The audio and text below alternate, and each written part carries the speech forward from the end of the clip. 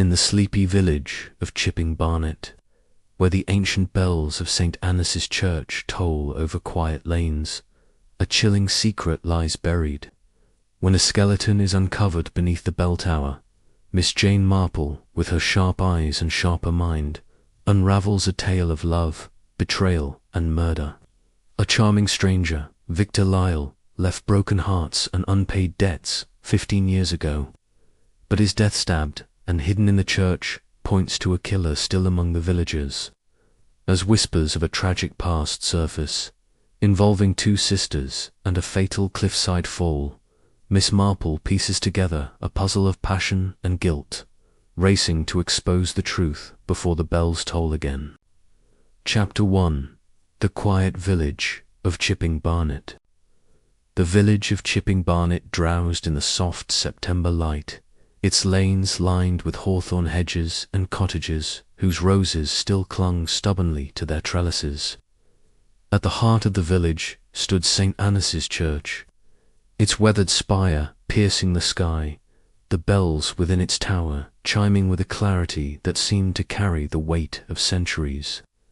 It was here, in this unassuming corner of England, that Miss Jane Marple found herself, her suitcase neatly packed for a fortnight's stay with her old-school friend, Mrs. Eleanor Price, wife of the vicar of St. Agnes.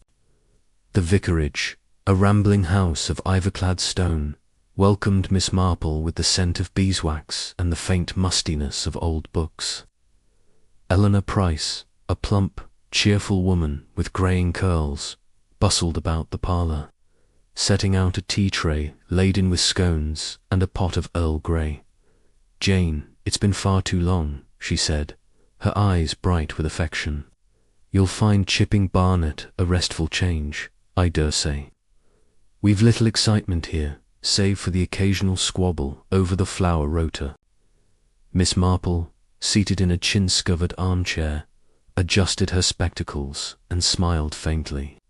Her delicate hands, never idle, drew a skein of pale blue wool from her bag, her knitting needles clicking softly. "My dear Eleanor," she said, her voice gentle but laced with a knowing edge, "no village is ever quite as tranquil as it seems. There's always a current beneath the surface, isn't there?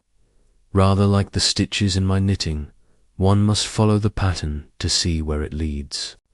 Eleanor laughed, pouring tea. "You haven't changed a bit, Jane, always seeing mysteries where the rest of us see only daily life. But truly, Chipping Barnet is a peaceful place. The church is our pride. You know those bells have rung since the reign of Elizabeth." "Or so they say," Miss Marple nodded, her eyes drifting to the window, where the church's silhouette loomed against the fading light. "A fine thing, a church bell," she mused. "It calls people together, but it can also mask other sounds, can't it?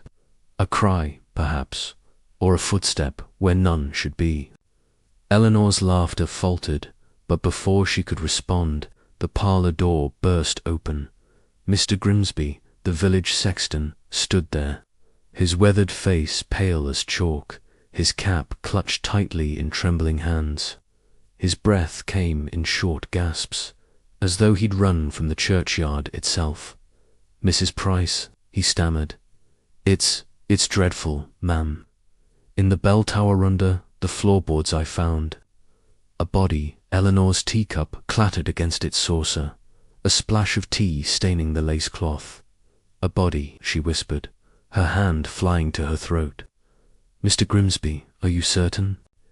"As certain as I stand here," he said, his voice hoarse. "I was fixing a loose board, you see, and there it was bones, ma'am, and tattered clothes. A man, I reckon, though he's been there a good while." Miss Marple set her knitting in her lap, her expression calm but her eyes sharp with interest. "How very curious," she said softly, "and in the bell tower, of all places. Perhaps, Mr. Grimsby, you could show us the spot." Eleanor hesitated, her face a picture of dismay. But Miss Marple was already rising, her small figure imbued with a quiet determination. "Come, Eleanor," she said. "We must see for ourselves. It's not every day one finds such a mystery in a village like Chipping Barnet." The trio made their way across the churchyard, the evening air cool and heavy with the scent of damp earth. The church loomed ahead, its ancient stones glowing faintly in the twilight. Inside, the bell tower was reached by a narrow spiral staircase, its steps worn smooth by generations of feet. The air grew colder as they ascended, the faint hum of the bells above lending an eerie undertone to the silence. Mr. Grimsby pointed to a corner of the tower's floor, where a single floorboard had been pried loose, revealing a dark hollow beneath. "There," he said, his voice barely above a whisper. "I didn't touch nothing, ma'am, save to lift the board." Miss Marple knelt, her movements surprisingly spry for a woman of her years, and peered into the shadows. The flickering light of Mr. Grimsby's lantern revealed a grim tableau, a skeleton. Its bones, yellowed with age, lay curled in the cramped space, clad in the remnants of a tweed jacket and trousers. Beside it gleamed a small object, a pocket-knife, its blade dulled by rust and time.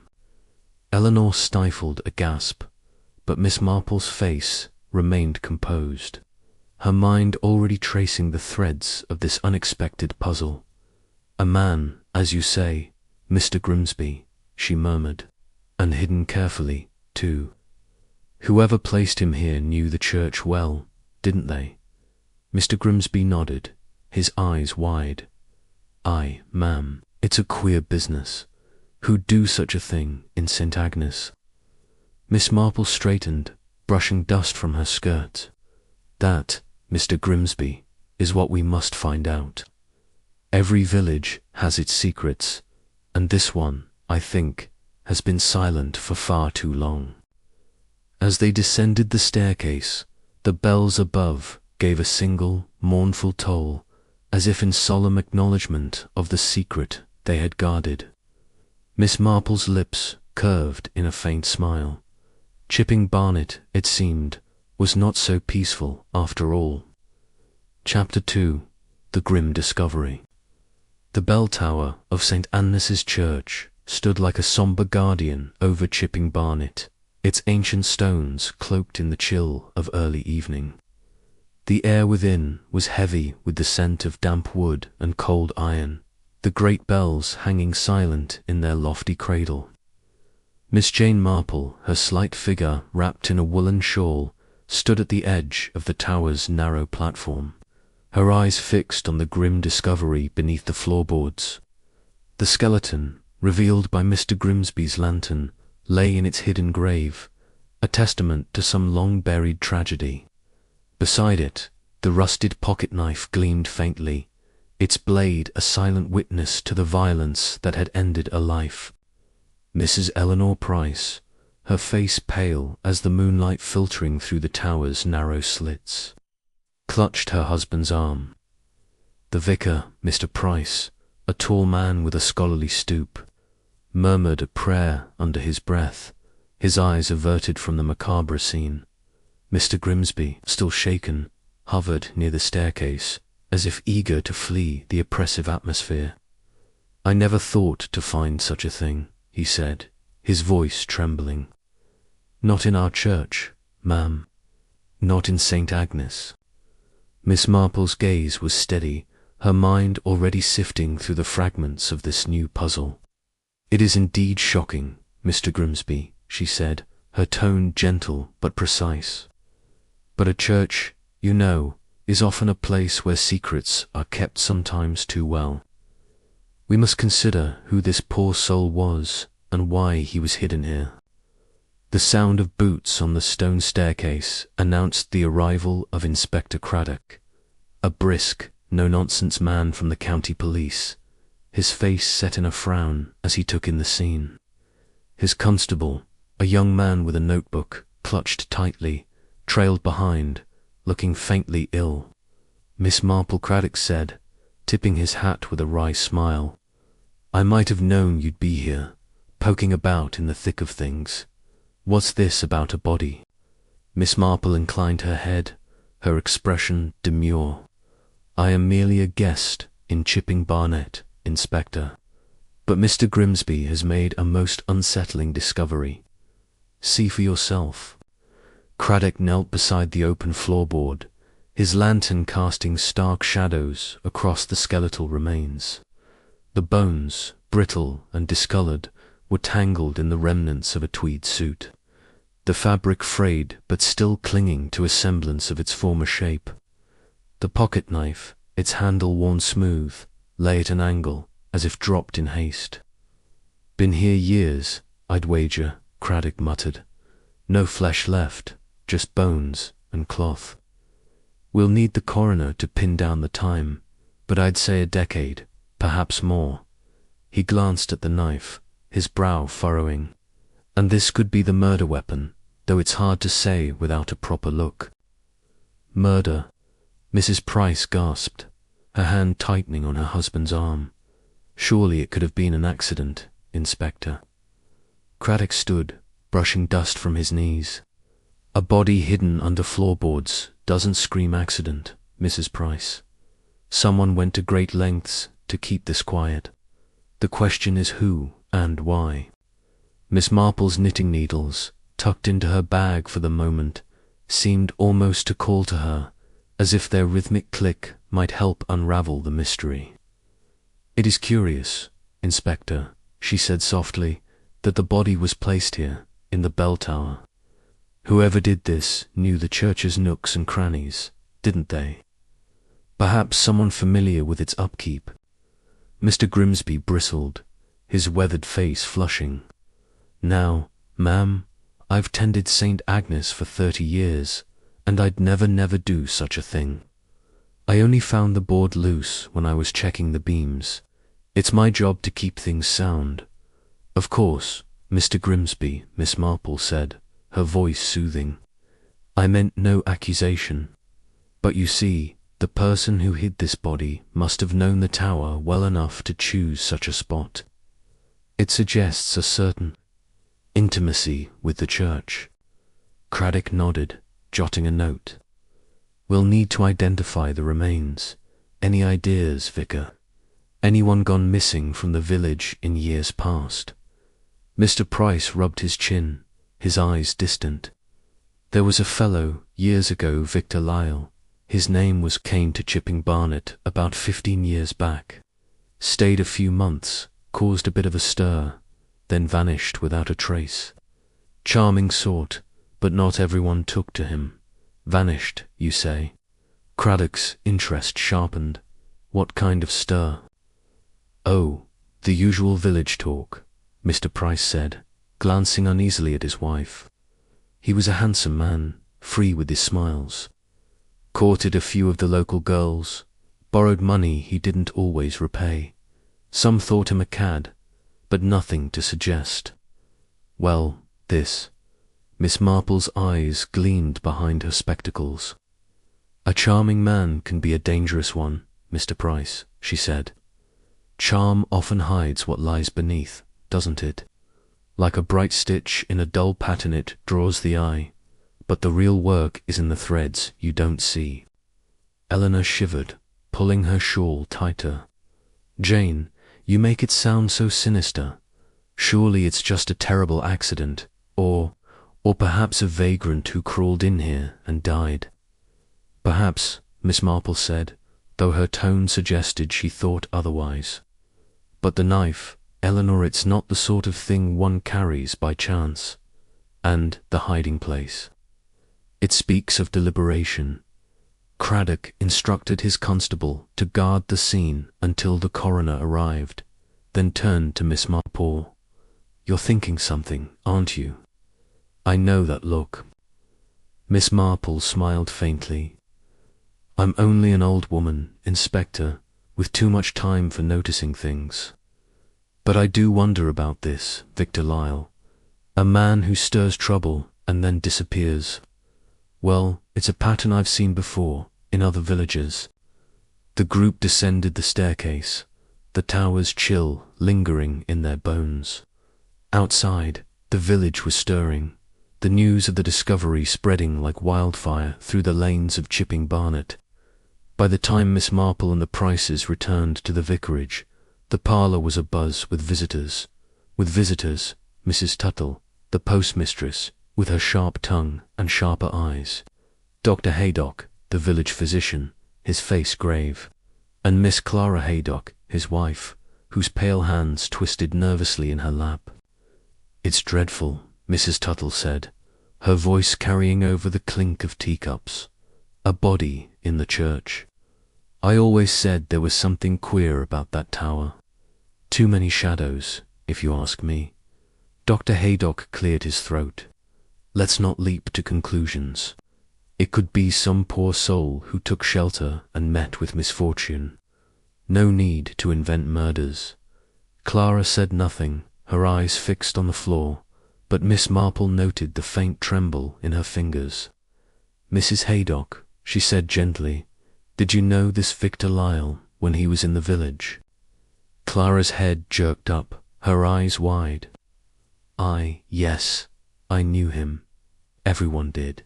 He was charming, as Mr. Price said. But he left, and that was that." Miss Marple nodded, her expression unreadable.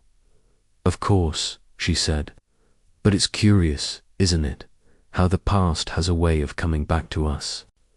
As the visitors dispersed into the night, Miss Marple sat by the vicarage fire, her knitting resumed, the needles moving with a steady rhythm. The skeleton in the bell tower was a thread in a larger tapestry, one she was determined to unravel. Victor Lyle, with his charm and his debts, had left a mark on Chipping Barnet and, it seemed, a body beneath its bells. The question was not only who had killed him, but why they had chosen to hide him in the heart of the village's sanctity. Miss Marple's mind, sharp as her needles, was already tracing the pattern, stitch by careful stitch. Chapter 3. The village gossip. The morning sun cast a golden haze over Chipping Barnet, softening the edges of its cobblestone lanes and thatched roofs, but it did little to dispel the unease that had settled over the village like a mist. The discovery in the bell tower of St. Annis's Church had set tongues wagging, and by breakfast the air was thick with speculation. Miss Jane Marple, seated at the vicarage's oak dining table, sipped her tea and listened as Mrs. Eleanor Price recounted the latest whispers, her voice a mix of dismay and reluctant fascination. "It's all anyone can talk about, Jane," Eleanor said, buttering a slice of toast with rather more vigour than necessary. "Mrs. Tuttle at the post office swears it's the work of a vagrant, but Mr. Carver, the butcher, thinks it's some old feud come to light. And poor Mr. Grimsby hasn't stopped shaking since he found the wretched thing." Miss Marple's eyes, bright and bird-like behind her spectacles, flickered with interest. She set her teacup down, her hands reaching for the pale blue wool in her lap, the knitting needles resuming their familiar dance. "Village gossip, my dear Eleanor, is like a skein of wool," she said softly, "tangled and messy at first, but if you follow the right thread, it leads you to the truth. What else have you heard about this Victor Lyle?" Eleanor hesitated, glancing toward the window as if the church itself might overhear. "Not much more than what Mr. Price told the inspector. Victor was a stranger here, arrived about 15 years ago, full of charm and fine manners. He stayed at the Red Lion Inn, paid his way at first, but then, well, he left debts and broken promises. Some say he was a fortune hunter, others just a restless sort who moved on." Miss Marple nodded, her needles clicking rhythmically.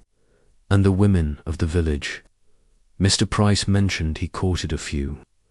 That sort of man often leaves a deeper mark than unpaid bills." Eleanor's cheeks flushed. "Oh yes. There was talk of him and Clara Wrenchie's, Mrs. Haydock now, of course. She was young then, barely out of her teens, and quite taken with him. When he left, it hit her hard. She's been quiet ever since. Not like her sister Margaret was. Margaret, Miss Marple's voice was gentle, but her gaze sharpened. Tell me about her. She was Clara's elder sister, a bright, lively girl. Died tragically not long after Victor left. A fall from the cliffs near the coast, they said. An accident, though some whispered she'd been heartbroken. Eleanor sighed. It was a sad time for the Wrens. Miss Marple's needles paused just for a moment. How very interesting, she murmured. A charming man, a broken heart, a tragic death, and now a body in the church. The threads are beginning to show, aren't they? Determined to gather more of these threads, Miss Marple set out for the village shop after breakfast, her black lace-up shoes tapping lightly on the pavement. The shop, a cramped space filled with the mingled scents of fresh bread and polished wood, was the heart of Chipping Barnet's gossip. Mrs. Tuttle, the postmistress, presided over the counter, her sharp eyes missing nothing as she sorted letters with practiced efficiency. "Good morning, Miss Marple," Mrs. Tuttle said, her tone bright but laced with curiosity. "Come to see what all the fuss is about, have you? Terrible business, that body in the tower. I always said there was something off about St. Agnes, so many dark corners." Miss Marple smiled, selecting a skein of thread from a display as a pretext for lingering. "It is disturbing, Mrs. Tuttle. I understand the man might be Victor Lyle. You knew him, I presume." Mrs. Tuttle's eyes gleamed, delighted to be the keeper of such knowledge. "Oh, indeed I did. A proper charmer, that one. Tall, dark hair, eyes that could make a girl forget her own name. He had half the village in a flutter. Clara Wren most of all. She was mad for him, followed him about like a puppy. But he was slippery, that Victor, borrowed money from Mr. Blackwood, the churchwarden, and never paid it back. Then he was gone, and Clara was left crying her eyes out." Miss Marple's expression remained mild, but her mind was cataloguing every detail. And Margaret Wren, did she fall under his spell as well? Mrs. Tuttle leaned closer, her voice dropping to a conspiratorial whisper. Margaret was different, stronger, not so easily swayed. But there was talk Victor paid her attention to, and it caused a rift between the sisters. When Margaret died, some said Clara never forgave her, or Victor either. Mind you, that's just talk. Nobody really knows what happened. "Thank you, Mrs. Tuttle," Miss Marple said, paying for the thread. "You've been most helpful. Gossip, you know, is often the key to unlocking a mystery." Leaving the shop, Miss Marple made her way to the home of Dr. and Mrs. Haydock, a neat brick house on the edge of the village green. Clara Haydock answered the door, her pale face framed by dark curls, her eyes shadowed with a nervousness that seemed to deepen at the sight of her visitor. "Miss Marple," she said, her voice barely above a whisper. "How kind of you to call." The parlour was warm and tidy, with lace curtains and a vase of late roses on the table. Dr. Haydock, a broad-shouldered man with a kind but weathered face, joined them, offering tea with a forced cheerfulness. "Terrible business at the church," he said, pouring from a china pot. "I suppose the whole village is talking of nothing else." "Indeed," Miss Marple said, accepting a cup. "It seems Victor Lyle left quite an impression here. Mrs. Haydock, you knew him, I believe." Clara's hands, resting on her lap, clenched briefly. "Yes," she said, her voice tight. "He was well-liked for a time. But that was long ago. I hardly remember him now."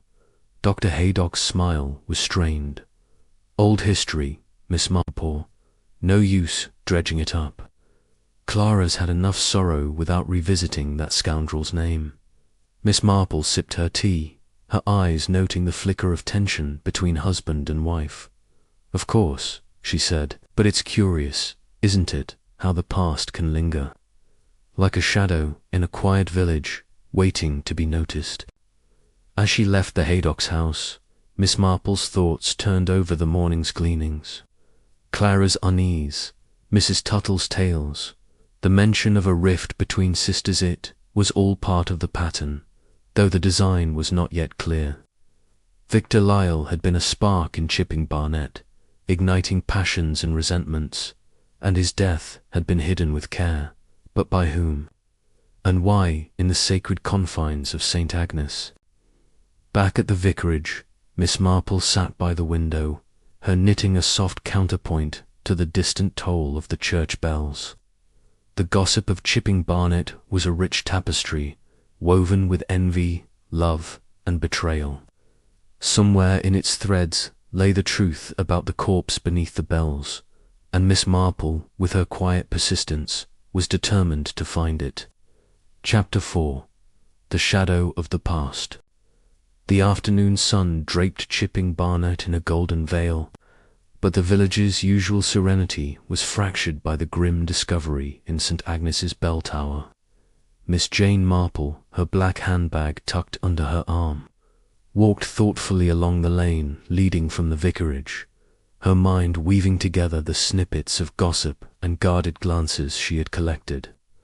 The skeleton beneath the floorboards was no mere relic of a forgotten tragedy. It was a thread in a tapestry of human passions, and Miss Marple was determined to trace its origins. At the vicarage, over a lunch of cold ham and cucumber sandwiches, Mrs. Eleanor Price had grown increasingly fretful. "Jane, I can't stop thinking about that poor soul in the tower," she said, her knife pausing mid-slice. "Who could do such a thing? To hide a body in a church-itched sacrilege." Miss Marple's eyes, bright behind her spectacles, met her friend's with a gentle but probing look. "Sacrilege, perhaps, Eleanor, but also practical. A church is a place of trust, isn't it? Few would think to look for a crime in such a setting. It suggests someone clever, someone who knew the village's rhythms." She paused, her knitting needles clicking softly in her lap. "Tell me, do you recall anyone who bore Victor Lyle a particular grudge?" Eleanor frowned, setting her plate aside. "Well, there was Mr. Blackwood, the churchwarden, at the time Victor was here. He's still in the village, though he's grown frail. He and Victor had a falling out, something about a loan Victor never repaid. Blackwood was furious, called him a scoundrel in front of half the parish.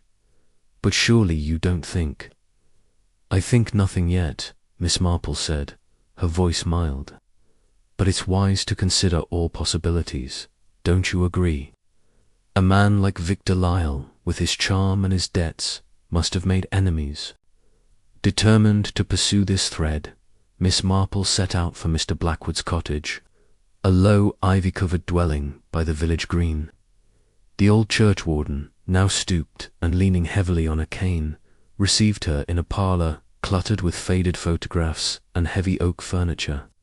His eyes, still sharp despite his years, narrowed as she mentioned Victor Lyle.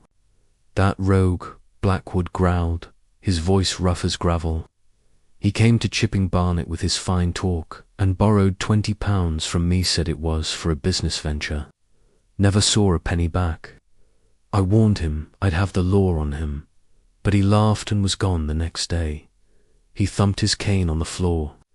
"If you're thinking I killed him, Miss Marple, you're barking up the wrong tree. I'd not sully St. Agnes with his blood." Miss Marple's smile was serene. "Of course, Mr. Blackwood, but you knew the church well, didn't you? Its hidden corners, its quiet hours. Not many would think to conceal a body there." Blackwood's face reddened.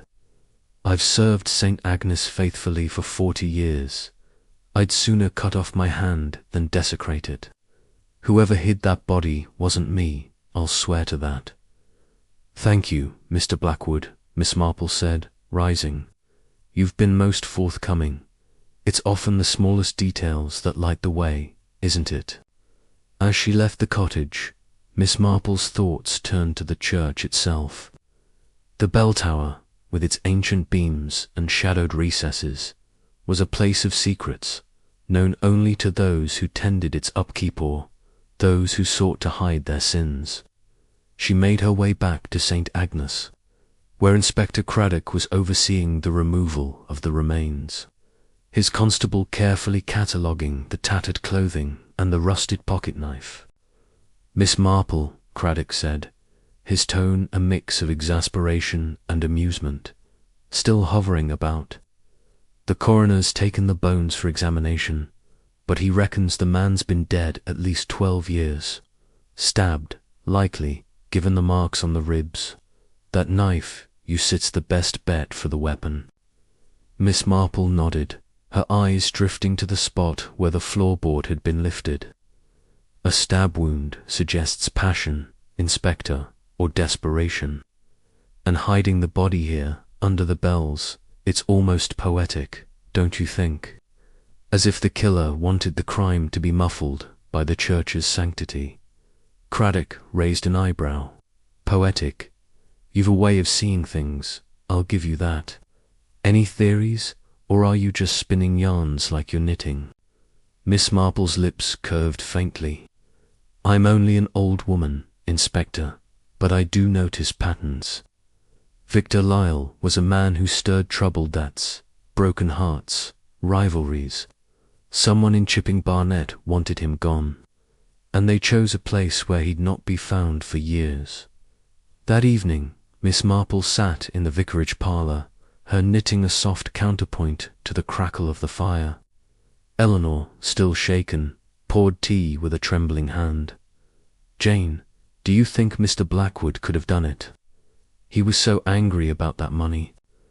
"Anger is a powerful motive," Miss Marple said, her needles moving steadily. "But so is love, or betrayal.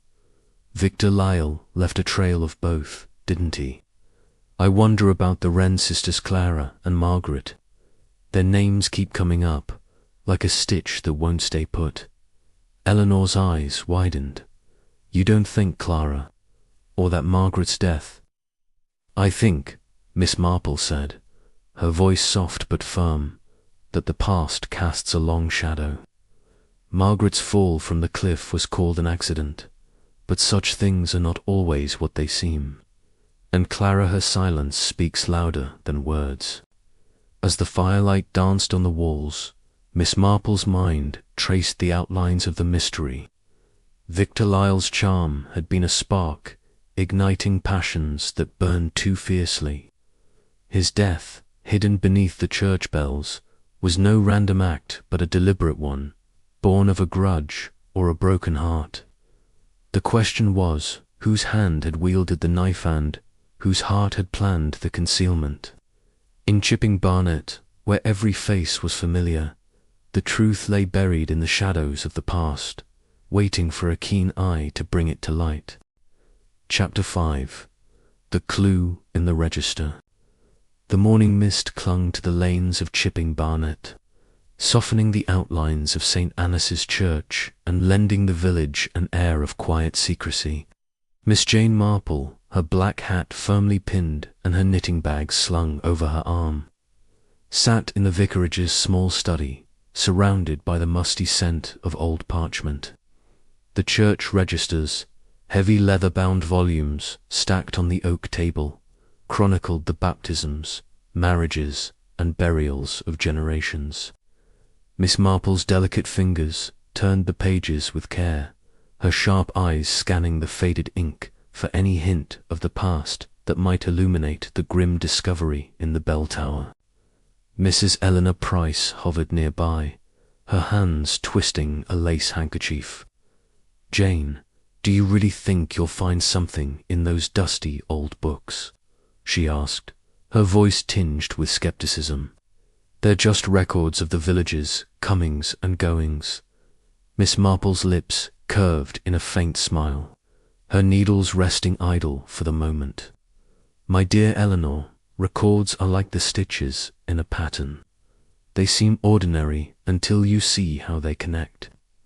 A name, a date, a single entry it can unravel a whole skein of secrets. Her finger paused on a page dated 15 years prior, the ink slightly smudged but legible. There, in the marriage register, was an entry that caught her attention. Victor Lyle and Margaret Wren, wed in St. Annis's Church on a spring day long past. Miss Marple's eyes narrowed, her mind racing.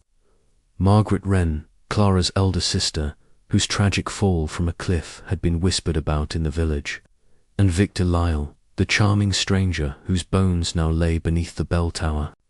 Eleanor, Miss Marple said, her voice soft but urgent, this marriage, Victor Lyle and Margaret Wren, did you know of it? Eleanor's eyes widened and she sank into a chair. Good heavens, Jane, I'd forgotten. It was such a quiet affair, not like the grand weddings we usually have. Margaret was headstrong, and Victor, well, he was persuasive. They married quickly, and then she died so soon after.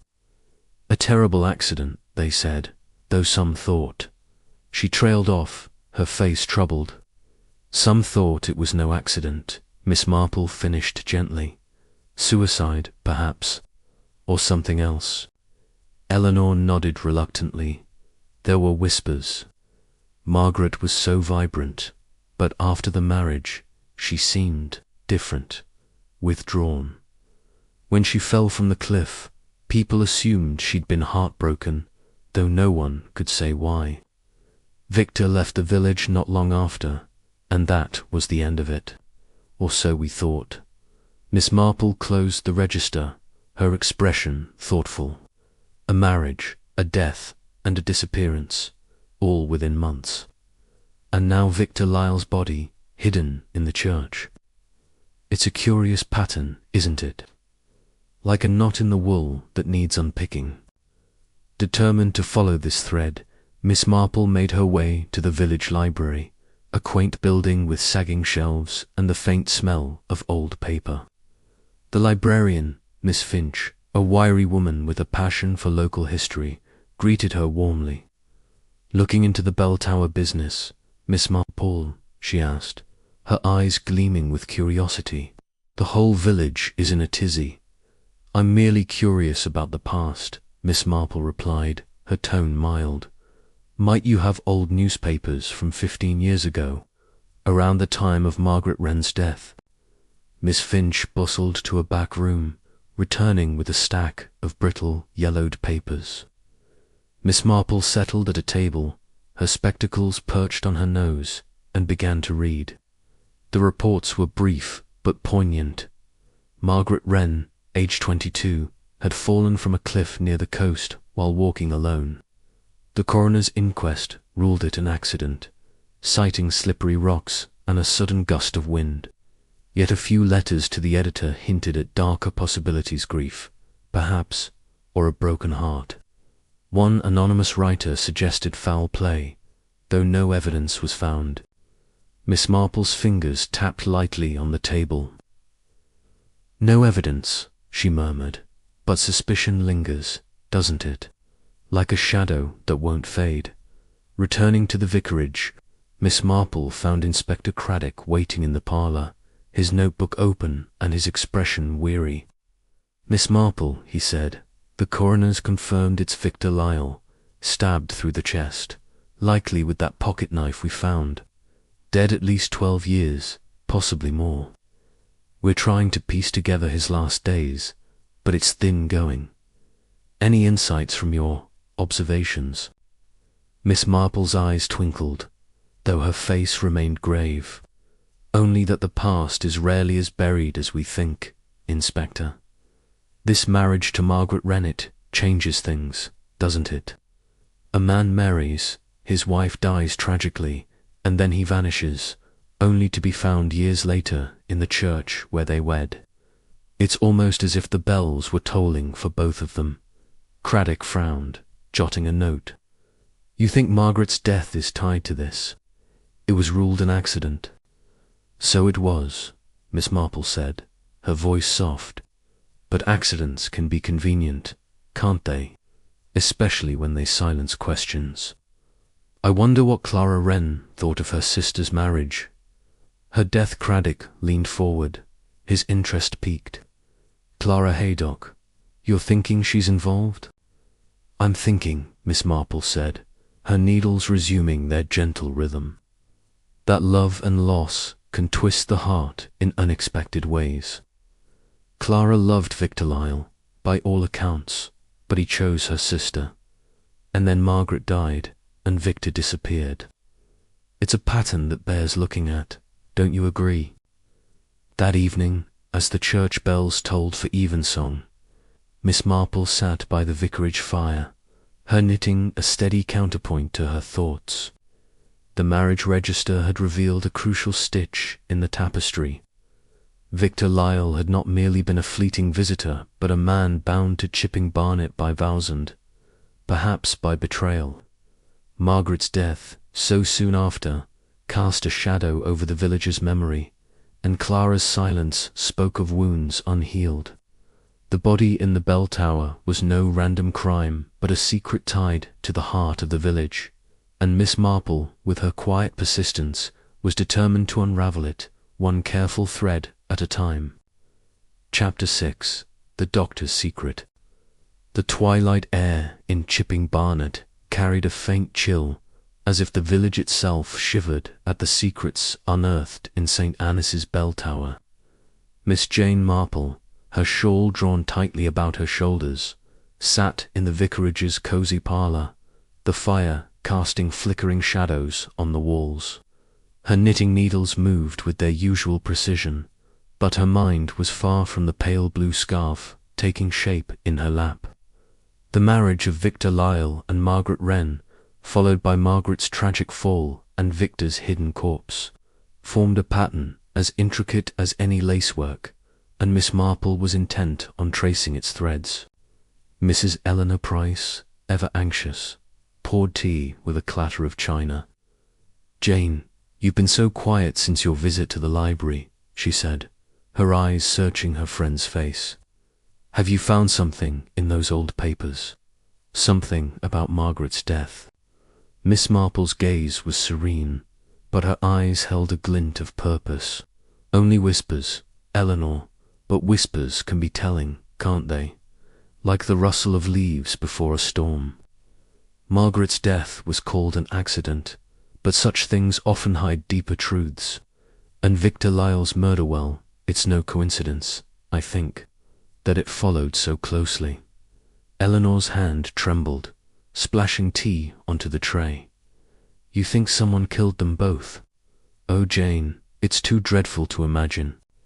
"Imagination is a dangerous thing," Miss Marple said softly, "unless it's guided by observation. I should like to speak with Dr. Haydock again. He was fond of Margaret Wren, wasn't he? And now he's married to her sister, Clara. That's a knot worth unpicking, don't you agree?" The following morning, Miss Marple called at the Haydocks' brick house, its windows gleaming in the pale sunlight. Dr. Haydock welcomed her with his usual bluff courtesy, though his eyes were guarded. Clara, pale and silent, sat in a corner of the parlour, her hands folded tightly in her lap, as if holding herself together against some unseen force. The room was warm, with a faint scent of lavender, but an undercurrent of tension hung in the air. "Miss Marple," Dr. Haydock said, offering a chair, "I suppose you'll hear about that ghastly business in the church.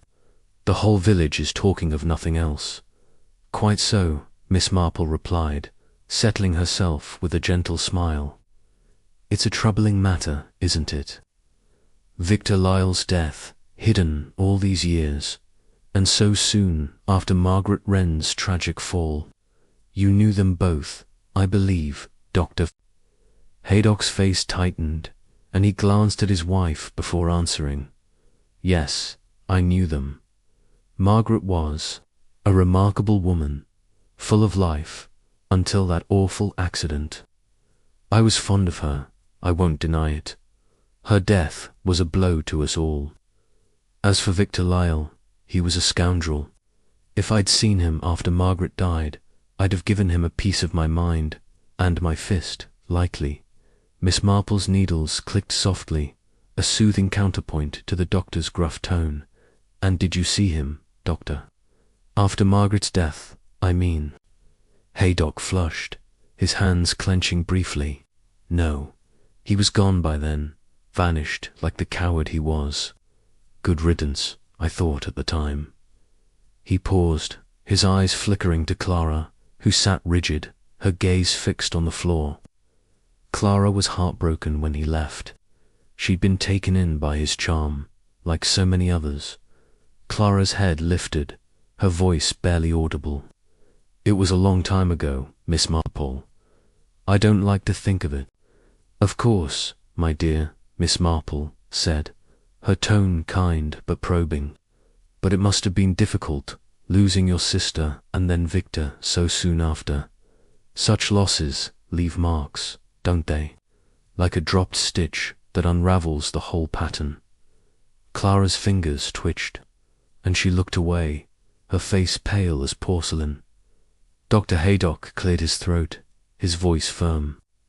"Miss Marple, I understand you're curious, but this is painful ground. Clara's been through enough without raking up old sorrows." Miss Marple nodded, her expression unreadable.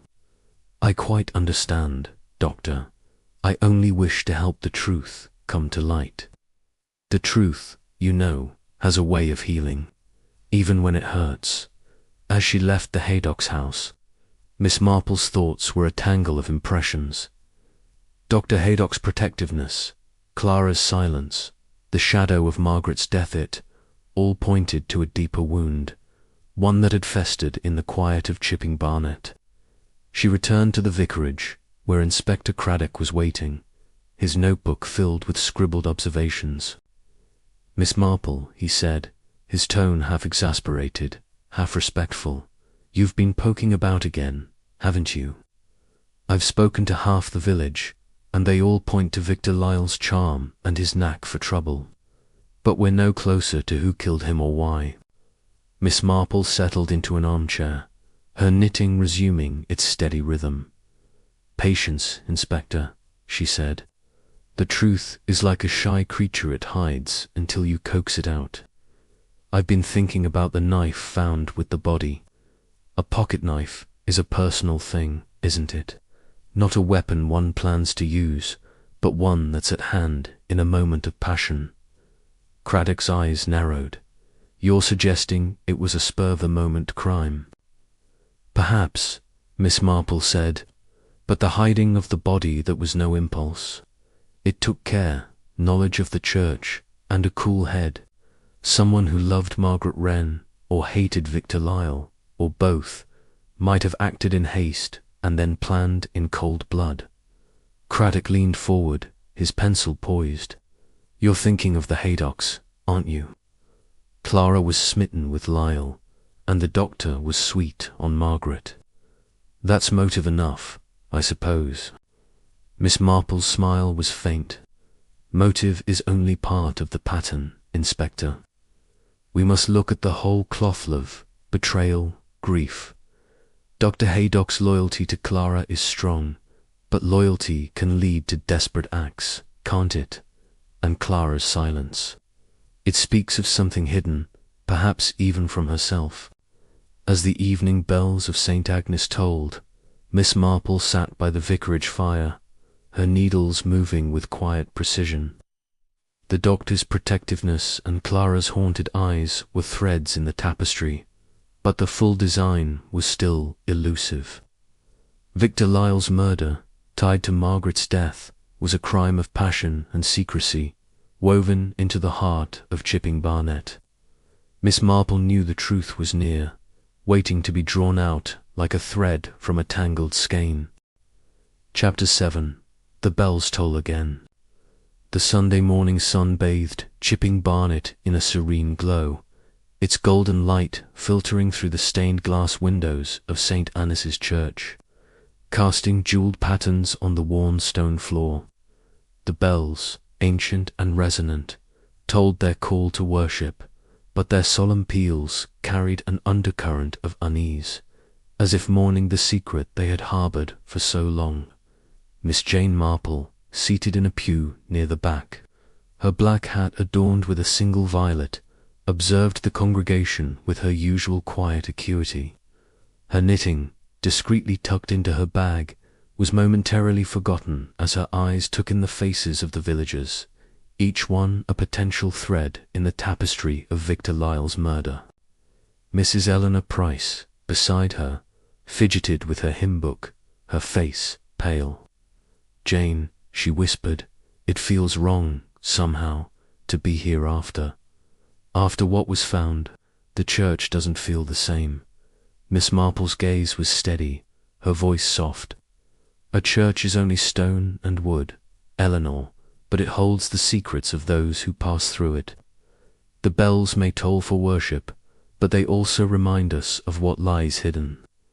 We must listen carefully, mustn't we?" The congregation was a study in contrasts. Dr. Haydock sat upright, his jaw tight, his eyes fixed on the altar. Clara Haydock, beside him, was a shadow of herself, her pale hands clutching a prayer book as if it were a lifeline. Mr. Blackwood, the former churchwarden, glowered from a side pew, his cane resting against his knee. The villagers whispered and glanced about, their prayers tinged with the thrill of scandal. The discovery of Victor Lyle's body had stirred Chipping Barnet like a stone dropped into a still pond, and the ripples were far from settled. After the service, Miss Marple lingered in the churchyard, her eyes drawn to the bell tower's looming silhouette. Inspector Craddock, who had attended the service more out of duty than devotion, joined her, his hat in hand. "Miss Marple," he said, his tone a mix of resignation and curiosity, "you're up to something, aren't you? I saw you watching the Haydocks like a hawk." Miss Marple's smile was demure. "I was merely observing, Inspector. People reveal so much when they think no one is looking. Did you notice Clara Haydock's hands? They trembled throughout the sermon, and Dr. Haydock's eyes never left her. It's touching, isn't it? Such devotion." Craddock's brow furrowed. "Touching maybe, but suspicious too. You're thinking they know more than they're letting on." "Perhaps," Miss Marple said, her voice gentle but incisive. "But let us consider the tower itself. I'd like another look, if you'll permit it." Reluctantly, Craddock led the way to the bell tower, its spiral staircase as cold and shadowed as before. The floorboard, now replaced but marked by police tape, bore a faint scratch Miss Marple had noticed earlier. She knelt, her movements careful, and pointed to the mark. "This scratch, Inspector," she said, "it's recent, isn't it? Not from Mr. Grimsby's repairs, I think, but from someone who lifted the board not long ago, perhaps to check that the secret was still safe." Craddock's eyes narrowed. "You're saying the killer came back, after all these years? Or someone who feared discovery?" Miss Marple replied. "Secrets have a way of growing heavy, don't they? Like a stitch that pulls at the fabric until it frays." Back at the vicarage, over a pot of tea, Miss Marple shared her thoughts with Eleanor, who listened with wide eyes. "Jane, you make it sound as if the killer is still among us, walking these lanes, sitting in our church." "It's not impossible, my dear," Miss Marple said, her needles resuming their soft rhythm. "Victor Lyle was killed in a moment of passion, stabbed with his own knife, a weapon of opportunity. But hiding him beneath the tower took planning, knowledge of the church's quiet hours, and this recent scratch suggests someone was anxious, perhaps when Mr. Grimsby began his repairs." Eleanor shivered. "But who, Jane? Mr. Blackwood was angry about the money, but he's so frail now, and Clara, she's so fragile. I can't imagine her doing such a thing." Miss Marple's eyes gleamed behind her spectacles. "Fragility can mask strength, Eleanor, especially when love or betrayal is involved. Clara loved Victor Lyle, but he married her sister, Margaret. Then Margaret died, and Victor vanished, or so we thought. Dr. Haydock, too, has his loyalties. He cared for Margaret, and now he protects Clara. Loyalties can lead to desperate acts, can't they? That evening, Miss Marple sat alone in the vicarage parlour, the firelight casting long shadows. Her knitting lay untouched as she pieced together the pattern.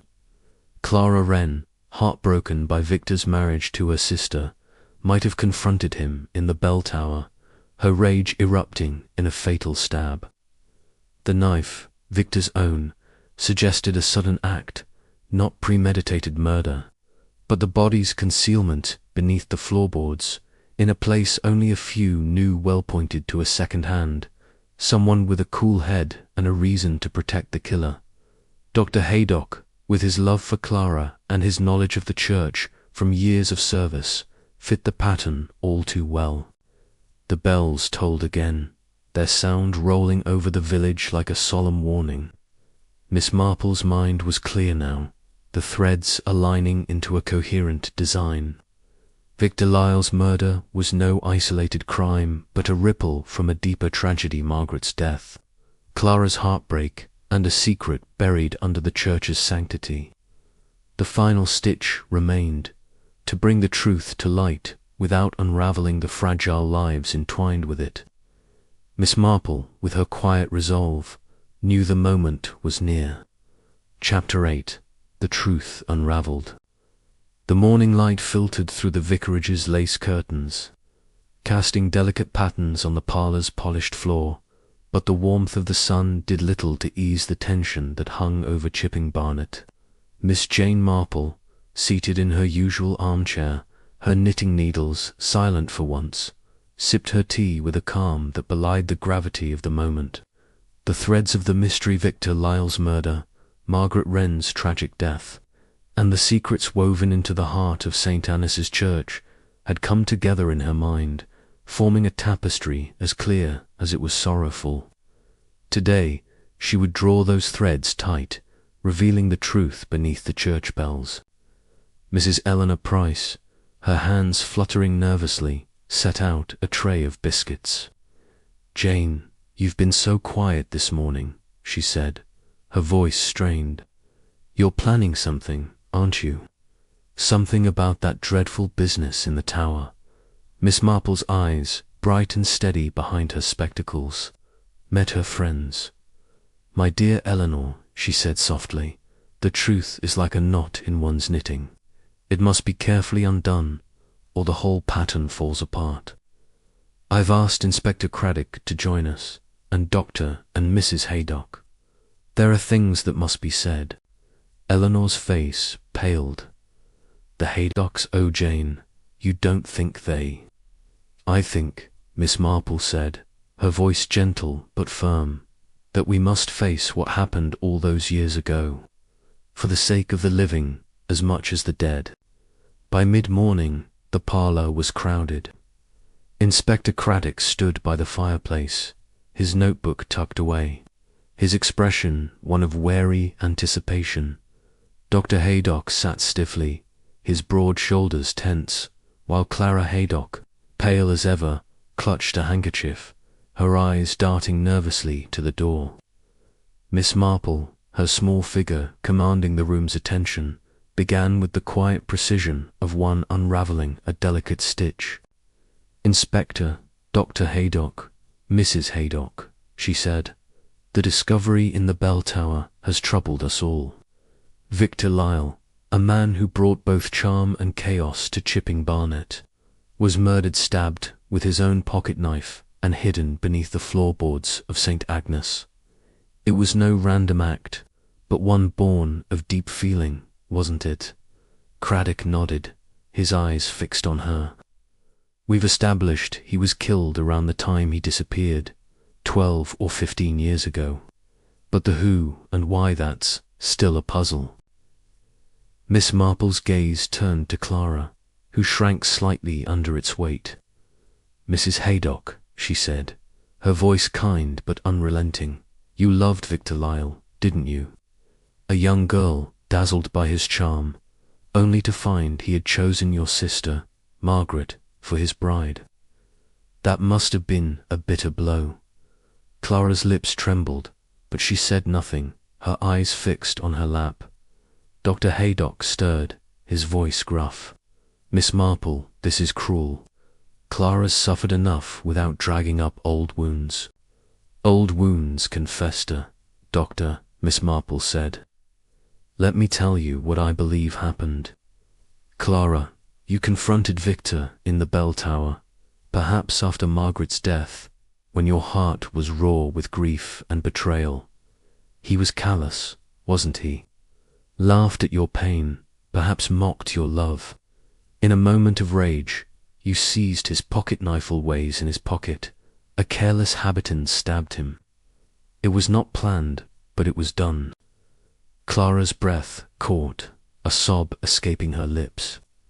"I didn't mean to," she cried, her voice breaking. "He was so cruel, said I was nothing, that Margaret was everything, even after she was gone. I couldn't bear it, and the knife, it was there, and I just—" Dr. Haydock's face crumpled, and he reached for his wife's hand. "Clara, hush," he said, his voice hoarse. "You don't have to say more, but I must," Clara whispered, tears streaming down her cheeks. "I've carried it all these years, the guilt, the fear. I didn't know what to do after it happened." Miss Marple's eyes softened, but she pressed on. "And you, Dr. Haydock, found her there, didn't you? In the tower, with Victor's body. You loved Clara, even then, and you couldn't let her face the consequences. So you hid him beneath the floorboards, in a place you knew from your years in the church choir. A place no one would look." Haydock's shoulders sagged, his face etched with pain. "I couldn't let her suffer," he said quietly. "She was broken, Miss Marple. Margaret's death had already taken so much from her. I moved the body, sealed the board. I thought it would be the end of it." Craddock stepped forward, his voice heavy. "Dr. Haydock, Mrs. Haydock, I'm afraid you'll both need to come with me. Murder and concealment, it's a serious matter, no matter how long ago." Clara nodded, her face ashen, while Haydock stood, his arm around her. "Do what you must, Inspector," he said, "but know this, I'd do it again to protect her." As Craddock led them away, the vicarage fell silent, save for the distant toll of the church bells. Eleanor, her eyes brimming, turned to Miss Marple. "Jane, how did you know? All these years, and no one suspected." Miss Marple picked up her knitting, the needles resuming their gentle rhythm. "People are much the same everywhere, Eleanor," she said. "Love, betrayal, guilt, they leave traces, like stitches in a pattern." Clara's silence, the doctor's loyalty, the scratch on the floorboard, it all pointed to a truth that couldn't stay hidden. Even the bells, you know, seemed to toll for justice. Eleanor shook her head, her voice trembling. "It's so sad, Jane, all that pain buried for so long." "Sad, yes," Miss Marple said, her eyes distant. "But the truth, however painful, sets things right in the end. Like finishing a piece of knitting, it's never perfect, but it's whole." As the bells of St. Agnes rang on, their solemn notes echoing over Chipping Barnet, Miss Marple sat by the fire, her knitting complete. The village would heal, in time, but the memory of the corpse beneath the bells would linger, a reminder that even in the quietest places, the human heart holds secrets too heavy to remain buried forever.